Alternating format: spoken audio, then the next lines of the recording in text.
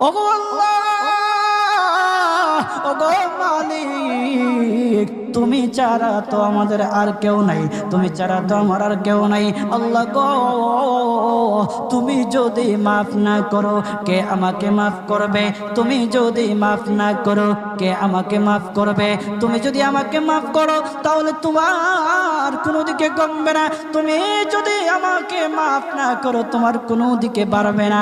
আল্লাহ গো, তুমি আমাকে মাফ করে দাও। সারাটা জীবন অন্যায় কাজ করেছি, সারাটা জীবন নাফরমানি করেছি, আমার কাছে কালেমার দাওয়াত কম আসে নাই, আমার কাছে কালেমার দাওয়াত কম আসে নাই, আমাকে লোকেরা কম বোঝায় নাই। ওগো আল্লাহ, তুমি আমাকে মাফ করে দাও।